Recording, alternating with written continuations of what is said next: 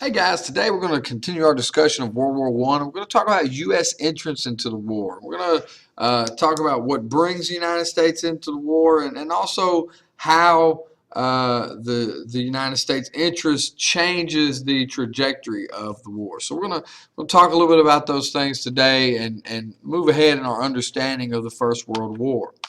So, the United States tried to stay neutral, at least nominally neutral, for much of the war. Most Americans thought of it as a European conflict and really didn't see it as having much of an impact on our nation. Just after the war breaks out, President Wilson declared that the U.S. was neutral. It reflected a long-standing U.S. idea of isolationism, this idea of not being involved in foreign affairs. Although, keep in mind, we just discussed the age of American imperialism, where we're extremely involved. But after this period, people are much less likely to support foreign wars and becoming involved in foreign issues. Privately, however, Wilson favored the Allies. He thought that Germany's tactics were barbaric, and he was worried about the invasion of Belgium. The U.S. also had greater political, cultural, and trade ties with Great Britain and France than it did with Germany and Austria-Hungary and the Ottoman Empire. Financially, the United States also had more trade with the Allies than with the Central Powers. The British fleet blockaded German ports and transportation routes, which meant that few American businesses could really sell to German markets. And doing business with the Allies was easier as a result. And by 1917, Britain purchased nearly $75 million worth of war goods each week. Now, that's not to say we didn't trade with Germany. Many American merchants became wealthy trading with both sides during the war. So it certainly was something that we did early on in the war. However, German submarine warfare is really going to impact the United States' outlook on the war itself.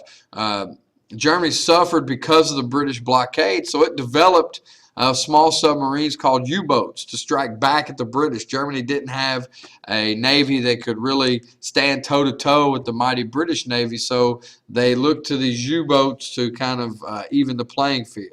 February 1915, the German government declared the waters around Great Britain a war zone, threatening to destroy all enemy ships. And it did warn the United States that neutral ships might be attacked also.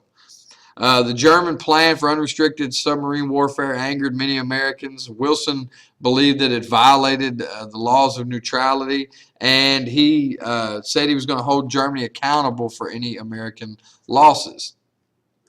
In 1915, Germany sank a luxury passenger ship that was going to Great Britain called the Lusitania. Killed many people, including 128 Americans, and this outraged many Americans, and Wilson demanded an end to submarine warfare.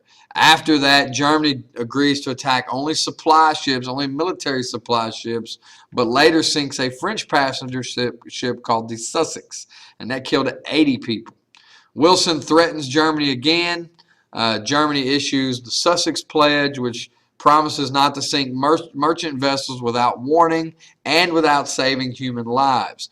So, Lusitania was strike one, the Sussex is strike two, so to speak.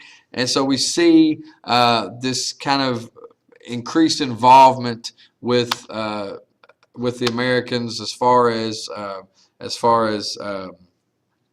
unrestricted submarine warfare goes. So Wilson promises not to go to war, and in fact he runs on the campaign slogan, "He kept us out of war." He was reelected in 1916 and begins to work for what he calls a settlement of peace without victory. And when Germany restarted unrestricted warfare, submarine warfare, the U.S. ends diplomatic relationships and starts installing guns on merchant ships. At this point, you have the Zimmermann Note. German Foreign Secretary Arthur Zimmermann sent a telegram to a German official in Mexico proposing an alliance between Germany and Mexico. Basically, it asked for Mexico's help in exchange for its lost Southwest territory.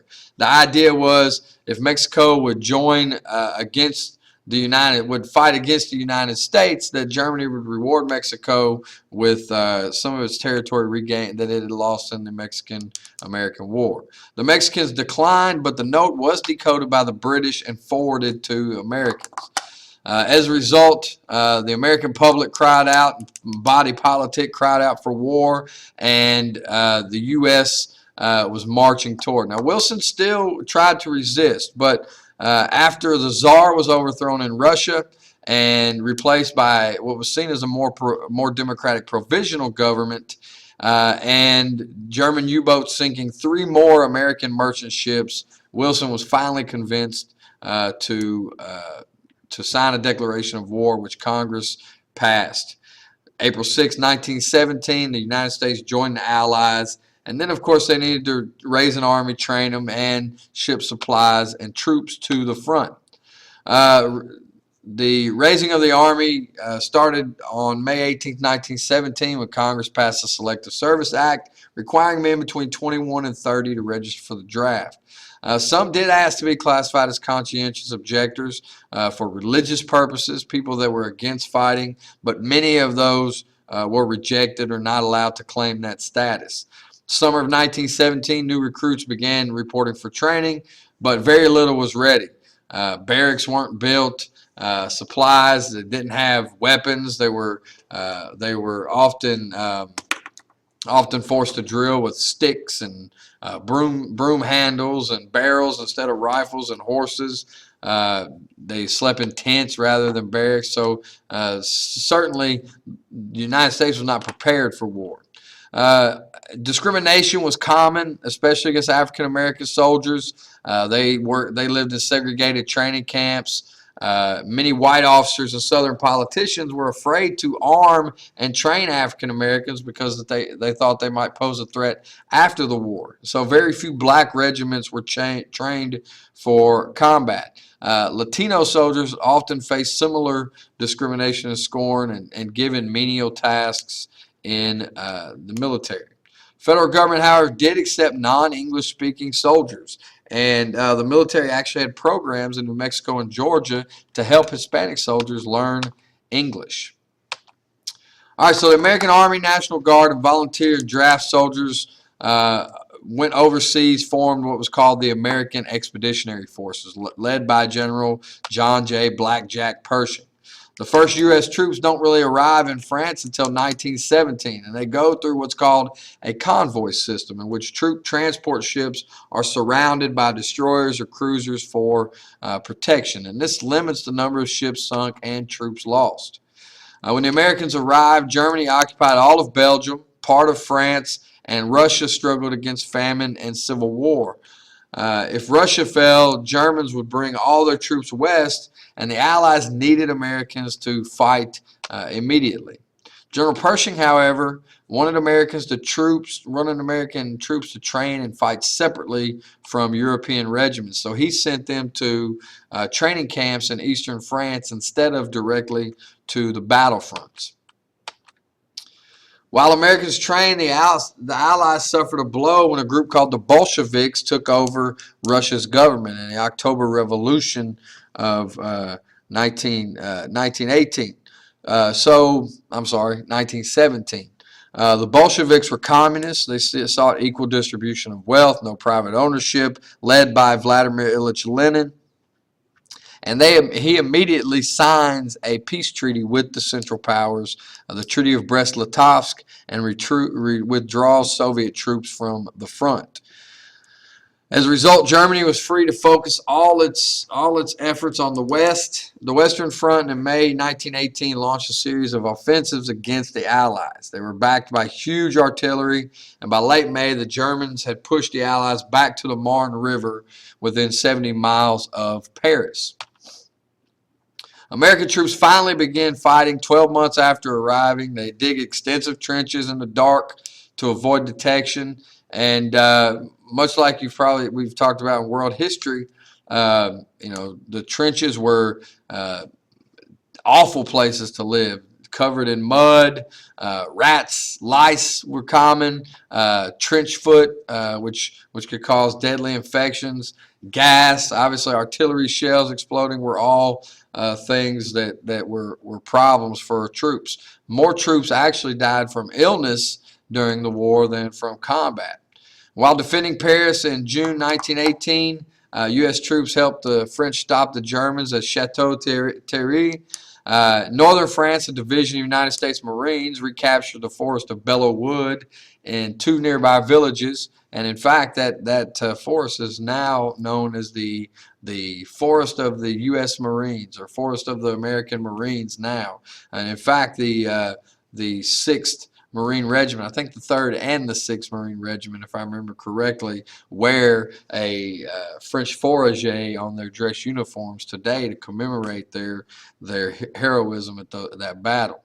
After fierce fighting, the Allies were able to halt the German advance and save Paris from German capture. American military women served a pretty large role in this case. Most of the Americans who served in the military were men, but some women did sign up for military service or for other service during the war. More than 20,000 nurses served in the U.S. Army in both in the United States and overseas. They also served in the Navy and Marines as in clerical positions.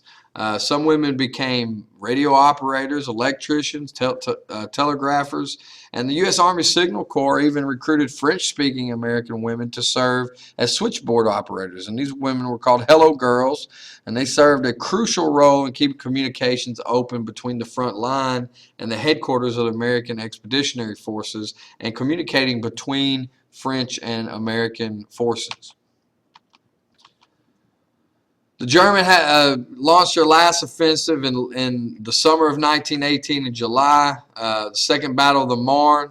The U.S. was able to destroy most of the bridges that the Germans had built, and the German army was not able to move quickly enough to impact to affect their plans. The Allies began a counterattack on September, and fighting as an army together for the first time, they defeated German troops near the French-German border. Allies continued their advance toward the French city of Sedan and on the Belgian border, which held the main German supply railway. So what had started as a war of movement and then dragged into a long war of attrition again turns into a war of movement toward the end. By November, the Allies had reached and occupied the hills around Sedan, and by 1918, the war had crippled the German economy. There were food strikes, riots. There was a revolution in Austria-Hungary. Ottoman Empire had long been knocked out of the war by revolutionaries in the Arab world. Central powers lacked the will and really the resources to continue, and they began to surrender. Austria-Hungary first, then Germany surrendered, and the Allies demanded that Germany surrender its weapons and allow Allied occupation of some areas. So the war ends as Germany kind of is the last one standing for the Central Powers, and they're facing, like I said, food strikes, riots at home, basically trying to suppress a revolution, and they simply can't keep up the fight anymore. Armistice is signed on November 11th, 1918, 11th hour, the 11th day of the 11th month of 1918, thus ending the First World War. Of course, we'll talk a little more about the Treaty of Versailles later on and its flaws and how it leads to greater conflict down the road.